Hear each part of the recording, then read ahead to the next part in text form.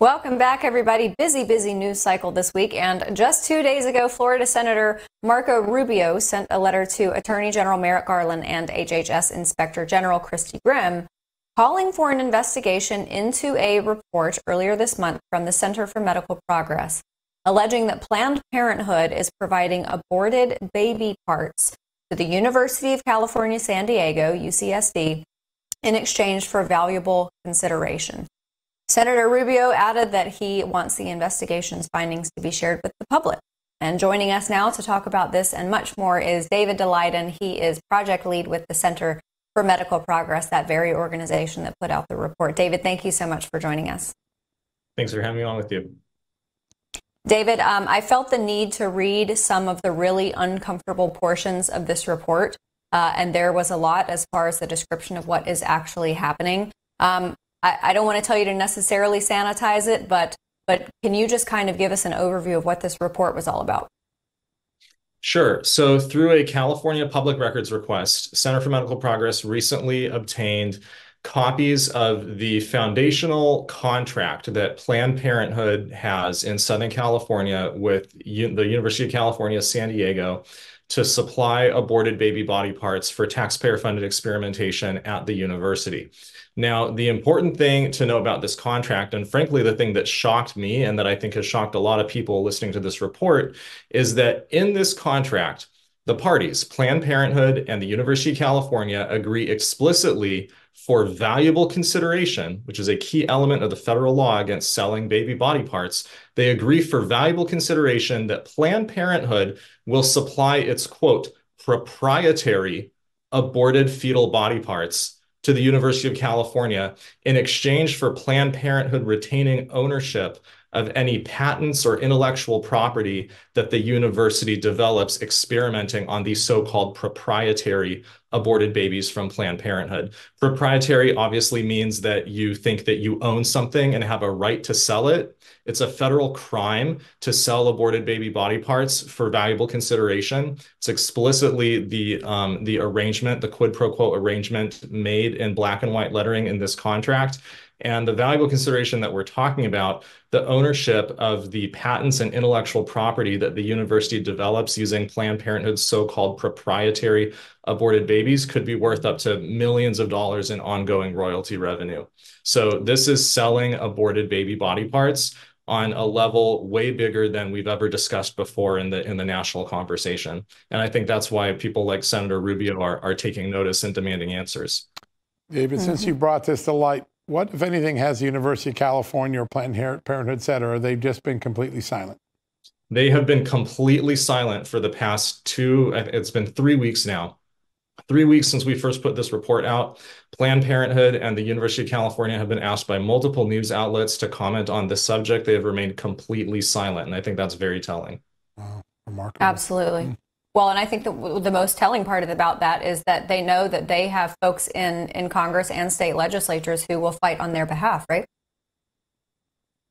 Oh, yeah. I mean, Planned Parenthood is a very powerful special interest in this country. They are the leadership of the for-profit abortion lobby. There's a lot of money and a lot of ideological investment from a lot of different angles in big abortion, particularly in the late-term abortion that Planned Parenthood and their allies are continually pushing. I've been fighting for years, since back in 2016, when a little-known Planned Parenthood-endorsed state attorney general, Kamala Harris, as the attorney general of the state of California, at Planned Parenthood's behest, raided my home to try to seize the remaining undercover footage that I had not released yet in order to prevent it from ever coming to light. And that was really the beginning of a sad cycle of the weaponization of government that we continue to see on behalf of some of these very powerful special interests like Planned Parenthood and the abortion lobby. Yeah.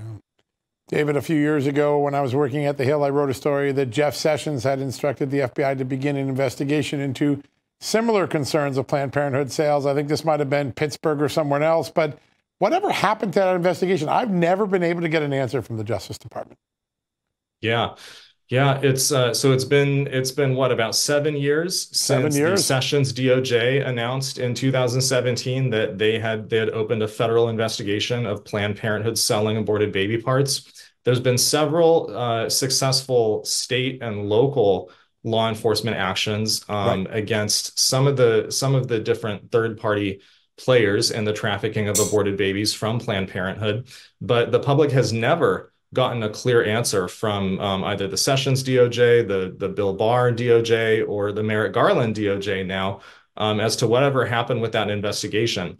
The more and more that we continue to dig and uncover through our state public records requests, federal FOIA requests about the situation at the University of Pittsburgh that you mentioned, the more that we dig, the more horrific details that we find out. And so the more puzzling and frankly outrageous it becomes that federal law enforcement has been weaponized to cover up the crimes of selling aborted baby body parts from partial birth abortions instead of prosecuting them and bringing justice for the victims.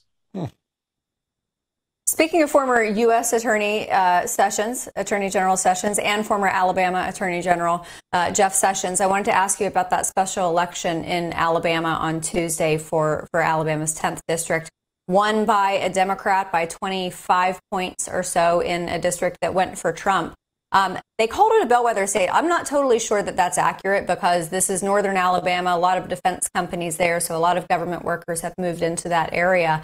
But I actually don't think that race was as much about abortion as it was about IVF. That seems to be another issue that Republicans just haven't handled the issuing on. They haven't really got a good grasp on it. What's your read on it? Well, I won't pretend to be an expert in Alabama local politics, but I can tell you this from my standpoint as an investigative journalist who's reporting on abortion-related issues. I really think that it's very important that that public officials who support the right to life, who support protections for children in the womb and for their parents and for their families, I think it's really important that the way that they talk about it reflects the deep compassion and human rights concerns that are the foundation of a pro-life advocacy position. And I think it's really important that the absolute barbaric and brutal extremism of the abortion lobby and their political allies continues to be exposed. Because when we're talking about the vision that groups like Planned Parenthood and their allies have for the country, all you have to look at is, for example, my state of California, where there are two Planned Parenthood abortion doctors. David, I'm so sorry to cut you off. It is grotesque on the left, and John and I have spoken about that. That's the messaging that has to be put out there. David, thank you so much for joining us. We've got a commercial break, and we'll be right back.